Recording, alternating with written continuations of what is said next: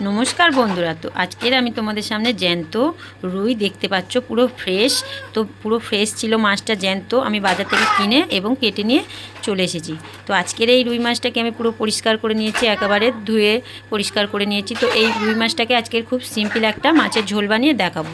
তো সিম্পল মাছের ঝোল বলতে ঝিঙে আলু দিয়ে মাছের ঝোল। তো জ্যান্ত মাছ এরকম, তাই না? মাছের ঝোল করে খেলে উপকারও আছে, আবার শরীরের জন্য এই গরমের সময় সব দিক থেকে ভালো। তো এখানে নিয়ে নিয়েছি আমি 3টে আলু, 3টে ঝিঙে আর 2টো টমেটো। তো টমেটোটাকে দেখতে পাচ্ছ যে খুব একটা বড় নেই, ছোটও নেই। আর টমেটো দিলে না মাছের ঝোলের কালারটাও খুবই ভালো আসে। তো সেই জন্য আমি টমেটোটা কোনো মতেই বাদ দিই না, টমেটো আমার সব রান্নাতেই চাই। তো দেখো, খুব সিম্পলভাবে আজকে মাছের ঝোলটা বানিয়ে দেখাবো, তোমরাও ঝটপট বাড়িতে বানিয়ে নিতে পারবে। তো চলো, প্রথমে মাছটাকে আমি নুন হলুদ মাখিয়ে রেখে দেবো, তারপর আমি এই ঝিঙে এগুলো সব কেটে নেবো। তো চলো, তো মাছটাকে এরকম একটা বড় জায়গাতে নিয়ে নেব আমি। আর এখানে দেখতে পাচ্ছ 4টে তো রুই মাছের পেটিও আছে, কারণ আমার ছোট বাচ্চা আছে, তো সেই জন্য ওর জন্য রুই মাছের পেটি নিয়েছি, কারণ এই ছোটো ছোটো কাঁটাওয়ালা মাছও খেতে পারবে না। তো সবগুলোই বড়টার মধ্যে নিয়ে নিলাম। আর এখানে আমি এখন পরিমাণ মতো নুন দিয়ে দেব। তো ভালো করে নুনটাকে দিয়ে আর হলুদ দিয়ে ভালো করে মাখিয়ে নেব, নিয়ে ঢাকা দিয়ে রাখবো কিছুক্ষণের জন্য। আর এই যে মাছের নুন হলুদ মাখিয়ে না ঢাকা দিয়ে রাখলে কি হয়, নুনটা ভালো মতো মাছের মধ্যে চলে যায়। তো নুনটা পুরো ভালো মতো হলে খেতেও ভালো লাগে। আর নুন যদি কম হয় তো একটু আলুনের লাগে খেতে, এই আর কি। তো ভালো করে মাছটাকে মাখিয়ে নেব।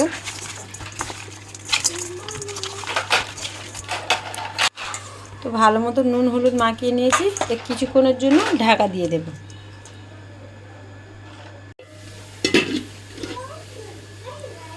এখন আমি ঝিঙে আলুটাকে কেটে ভালো করে ধুয়ে নিয়ে নেব। তো ঝিঙে আলুটাকে আমি খুব ভালো মতো করে কেটে নিয়েছি। তো এরকম ঝিঙেটাকে লম্বা লম্বা করে কেটেছি, আর সঙ্গে আলুও লম্বা লম্বা করে কেটে নিয়েছি। আর যে টমেটো আছে, টমেটোকেও ভালো 4 ফালি করে কেটে নিয়েছি। তো চলো, এখন কড়াই বসিয়ে দিই। এখানে আমি কড়াই বসিয়ে দিয়েছি, এখন কড়ার মধ্যে তেল দিয়ে দেব।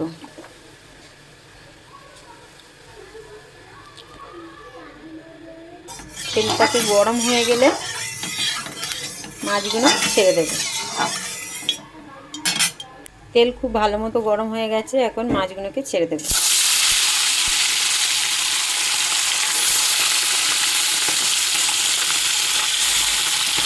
মাছগুলো ভালো করে ভেজে নেব। ভাজা হোক ততক্ষণ আমি মশলাটা বানিয়ে নেব।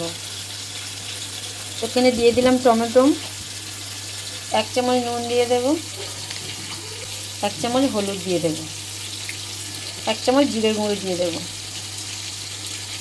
3টে কাঁচা লঙ্কা নিয়েছি দিয়ে দেব। এখন এটাকে আমি পেস্ট করে নেব। মাছগুলোতে এক পিঠ ভাজা হয়ে গেছে, এখন আমি ভালো করে মাছগুলো উল্টে দেব। মাছগুলো উল্টে দিয়েছি। এদিকে আমাদের মশলা পুরো রেডি। মাছগুলোকে আমার ভাজা হয়ে গেছে। এখন এই কড়াইতে কিছুটা তেল রয়ে গেছে, যেহেতু আমি বেশি করে দিয়েছিলাম আর কোনো তেল আমার লাগছে না, তো এই তেলে আমি এখন রান্নাটা বসিয়ে দেবো। তো তেলের মধ্যে দিয়ে দিলাম আমি একটু 5 ফোড়ন। 5 ফোড়নটাকে একটু ভেজে নিয়ে এখন এর মধ্যে আলুটাকে ছেড়ে দেবো।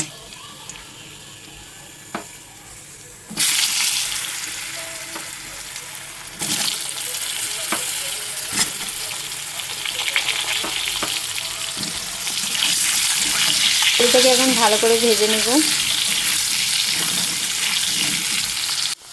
আলুগুলোকে ভালো মতো ভাজা হয়ে গেছে, এখন এর মধ্যে দিয়ে দেবো আমি এই যে ঝিঙেগুলোকে দিয়ে দেবো।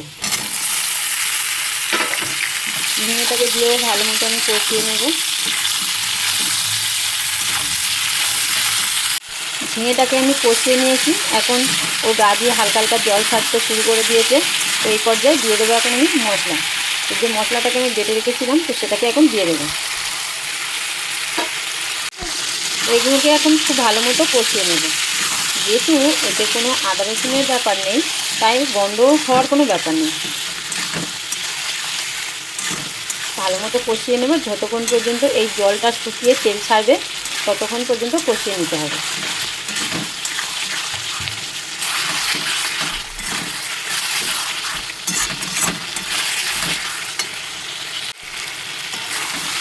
ভালো মতো আমি কষিয়ে নিয়েছি।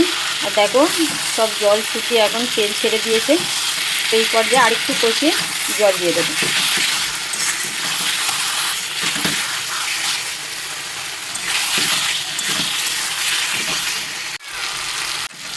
কষানো হয়ে গেছে, এখন জল দিয়ে দেবো।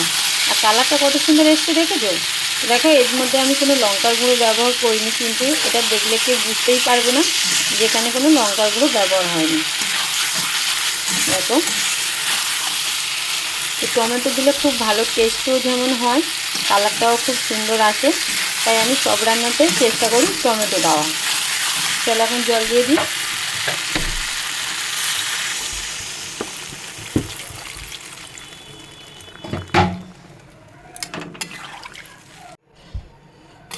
জল আমি দিয়ে দিয়েছি, এবার ঝোলটাকে ফোটানো অবধি অপেক্ষা করব। এখানে আমি ঢাকা দিয়ে দিলাম। ঝোলটা এখন আমার খুব ভালো মতো ফুটে গেছে। এখন এর মধ্যে আমি মাছগুলোকে ছেড়ে দেব। তো মাছগুলোকে দিয়েও আমি একটু ফুটিয়ে নেব 2-3 মিনিট।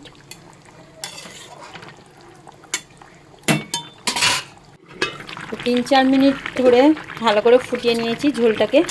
এখন এই পর্যায়ে আমি দেখে নেব নুনটা ঠিক আছে কিনা।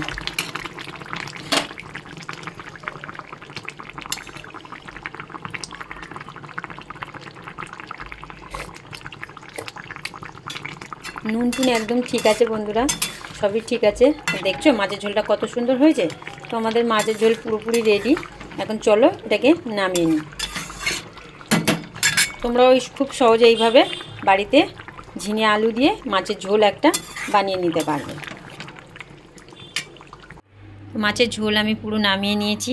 মাছের ঝোল আমাদের পুরোপুরি রেডি। আর আজকে রান্নাটা কেমন হয়েছে বন্ধুরা তোমরা জানিও। আমার আর কিছুই বলার নেই, নিশ্চয়ই তোমরা দেখেই বুঝতে পারছো যে রান্নাটা কেমন হয়েছে। তো চলো তোমরাও ঝটপট বানিয়ে নাও এরকম বাড়িতে। তো চলো আজকের মতো টাটা। যদি আজকে রান্নাটা তোমাদের ভালো লাগে ঝিঙে আলু মাছের ঝোল, তো একটা লাইক দিয়ে দিও আর চ্যানেলটিকে সাবস্ক্রাইব করে দিও। তো চলো টাটা।